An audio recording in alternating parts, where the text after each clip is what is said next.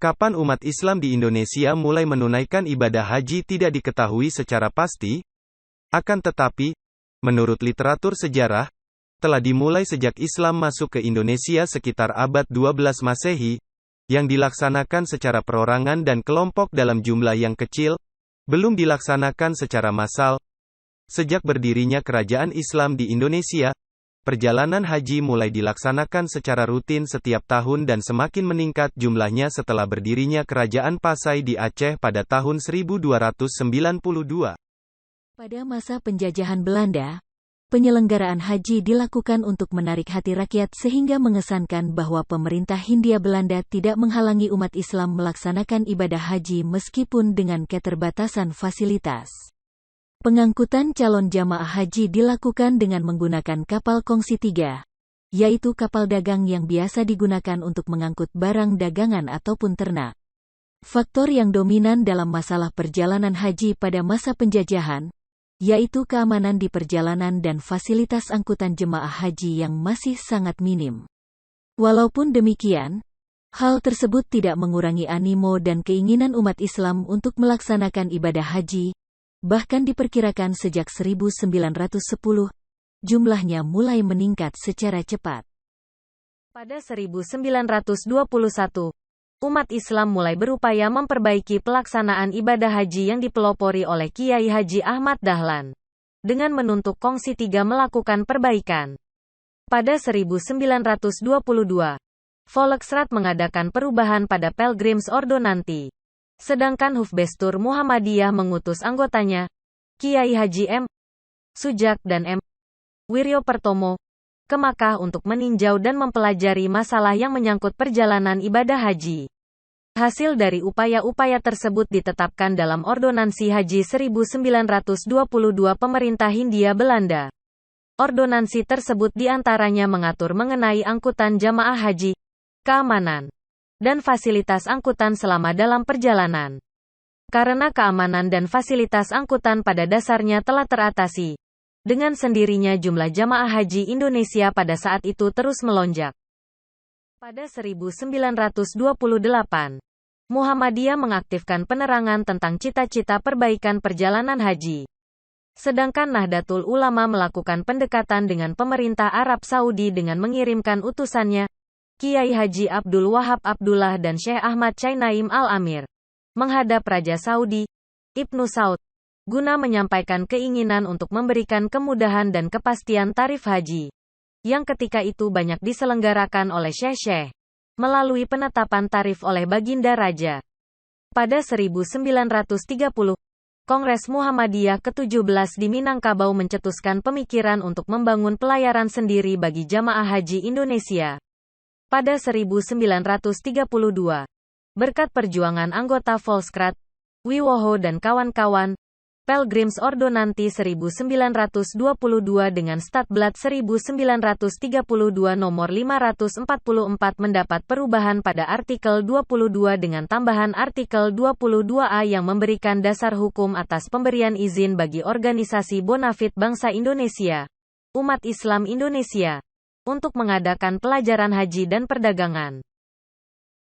Pada tanggal 21 Januari tahun 1950, Badan Kongres Muslimin Indonesia, BKMI, mendirikan sebuah yayasan yang secara khusus menangani kegiatan penyelenggaraan haji, yaitu Panitia Perbaikan Perjalanan Haji Indonesia, PPPHI.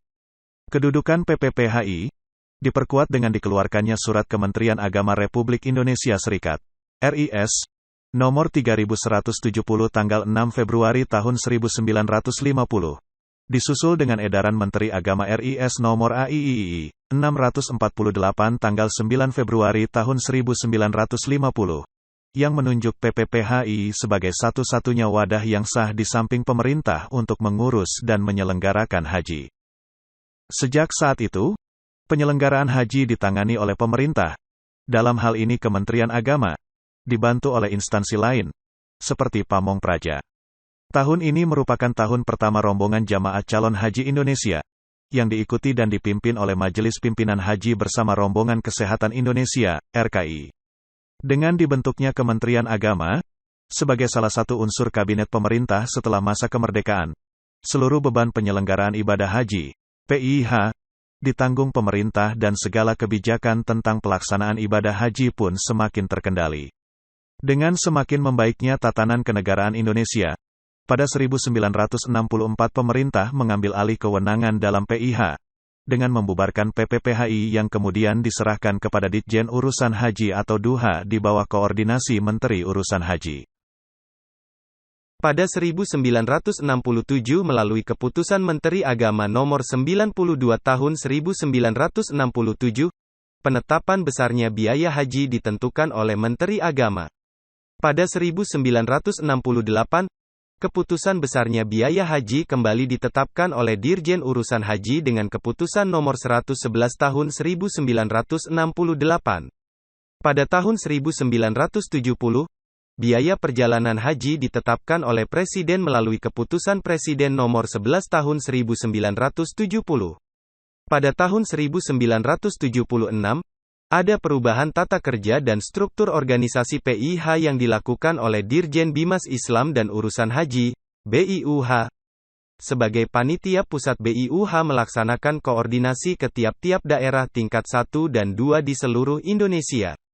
Beberapa panitia penyelenggara di daerah juga menjalin koordinasi dengan Badan Koordinator Urusan Haji, BAKUH, ABRI, karena BAKUH ABRI memiliki lembaga tersendiri untuk pelaksanaan operasional PIH. Setelah 1976, seluruh pelaksanaan operasional perjalanan ibadah haji dilaksanakan oleh Dirjen BIUH.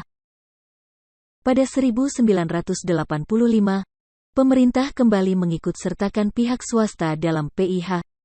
Pihak-pihak swasta tersebut mempunyai kewajiban langsung kepada pemerintah. Dalam perkembangan selanjutnya, lingkungan bisnis modern mengubah orientasi pihak-pihak swasta tersebut, dengan menyeimbangkan antara orientasi pelayanan dan orientasi keuntungan, yang selanjutnya dikenal dengan istilah PIH+. Pada 1987, pemerintah mengeluarkan keputusan tentang PIH dan Umrah Nomor 22 Tahun 1987, yang selanjutnya disempurnakan dengan mengeluarkan Peraturan PIH dan Umrah Nomor 245 Tahun 1991, yang lebih menekankan pada pemberian sanksi yang jelas kepada pihak swasta yang tidak melaksanakan tugas sebagaimana ketentuan yang berlaku. Pembatasan jamaah haji yang lebih dikenal dengan pembagian kuota haji diterapkan pada tahun 1996, dengan dukungan sistem komputerisasi haji terpadu, Siskohat, untuk mencegah terjadinya over kuota seperti yang terjadi pada 1995, dan sempat menimbulkan keresahan serta kegelisahan di masyarakat, khususnya calon jamaah haji yang telah terdaftar pada tahun tersebut, namun tidak dapat berangkat. Setelah masa Orde Baru, banyak perubahan yang terjadi. Salah satunya munculnya rancangan undang-undang, RUU, tentang penyelenggaraan ibadah haji. RUU ini merupakan usul inisiatif dari 36 anggota DPR dari berbagai fraksi. Pada tanggal 7 Januari tahun 1999, para pengusul RUU memberikan penjelasan dalam rapat Badan Musyawarah. Dalam penjelasan tersebut dikatakan bahwa DPR mengalami krisis citra, karena dianggap Quran GPK terhadap aspirasi rakyat, sehingga muncul antara lain kritik terhadap tidak adanya RUU usul inisiatif selama hampir 25 tahun terakhir. Pada tanggal 15 April tahun 1999, DPR menyetujui RUU tentang penyelenggaraan ibadah haji, yang berisi 30 pasal untuk disahkan menjadi undang-undang. Selanjutnya pada tanggal 3 Mei tahun 1999, RUU penyelenggaraan ibadah haji disahkan dan diundangkan menjadi Undang-Undang Nomor 17 Tahun 1999 tentang penyelenggaraan ibadah haji, dan tercantum dalam Lembaran Negara Nomor 53 Tahun 1999.